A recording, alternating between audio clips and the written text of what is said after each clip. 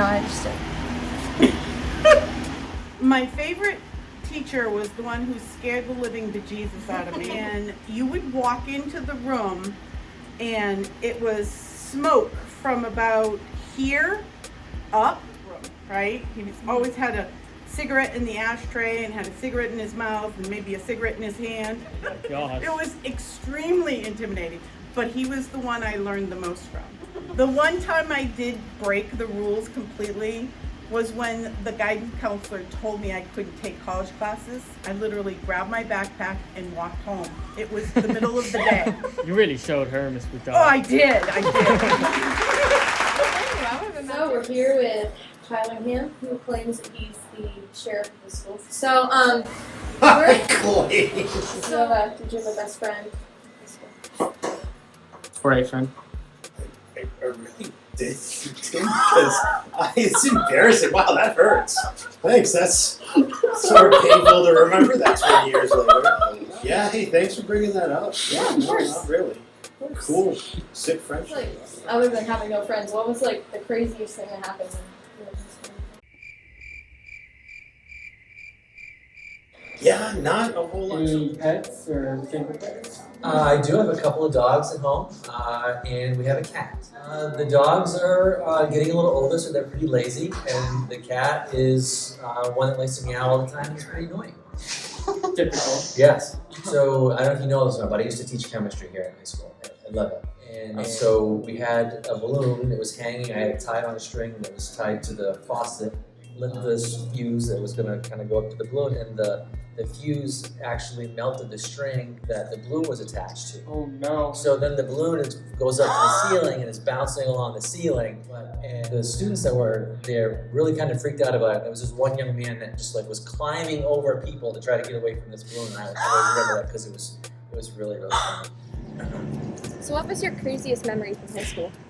When we accidentally dropped stink bombs into the girls' bathroom.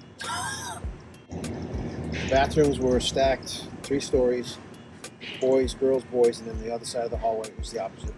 And the boys' room, we lean out the window, and the windows for the girls' room was open, so we could take and drop things, and they would hit the glass and roll into the girls' bathroom.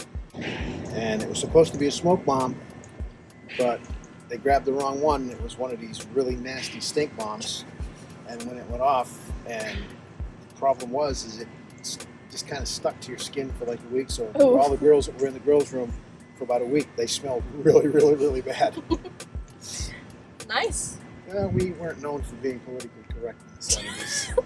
So when I was in high school, there was a local, like New England, professional wrestling company that would come to Lewiston Harbor. And they were not quite in the WWE, but they were like on their way up. Bizarrely enough, there was a guy named Kevin Sullivan, and his tag team partner was called the Purple Haze, and they had a manager, a female manager, and her name was the Fallen Angel, and they were supposed to be like devil worshippers or something. And the match ended up like all around the arena, and they were fighting right in front of us, and one of my high school friends took a chair and kind of bopped the woman wrestler in the back side with the chair, and she turned around and said, "Who did that?" And the wrestler got out of the ring, this Kevin Sullivan guy got out of the ring, and she pointed right at my friends and me, and he came into the crowd after us, and he was throwing chairs and pushing people down. It went out into the street, and by the time it was done, Kevin Sullivan, the Purple Haze, and the Fallen Angel were arrested by the police department. The police officer said, "You know that was all fixed. It was all set. We knew this was going to happen." Like, no, that was so scary. But it was all a plan. But we believed that it was completely real. It was the most terrifying experience as a 9th grade I had. That Kevin Sullivan, who was a Satan worshiper, was coming after me because this kid named Aaron hit his girlfriend in the backside of the chair. Participate in any extracurricular activities? I participated in every one that I could. I lettered 9 times. The craziest thing ever, my math teacher was also our boys varsity baseball coach as well as our girls varsity soccer coach. Our coaches, a lot of them chewed chewing tobacco. And so my coach, he'd always sit on the sidelines like this on his knee on the ground, and he'd bark at us behind him while yelling at everybody on the field. He turned his head and spit chew right into the other team's ball girl's thigh. It was hysterical. So don't chew. That's the Okay. message. Thank you so much. You are so welcome. Thank you. Hey, there you go. Well, thank you. You're welcome. Okay, thank you. Well, thank you for your time, I guess. So, Oh wow. all right. Cairo, next time you can. So I removed the tires of my friend's car and put them in a tree. I didn't know how to say that. I have a funny story from here too. Oh, please tell. Yeah, I was only here a few months when I was in one of the classes that I assist in.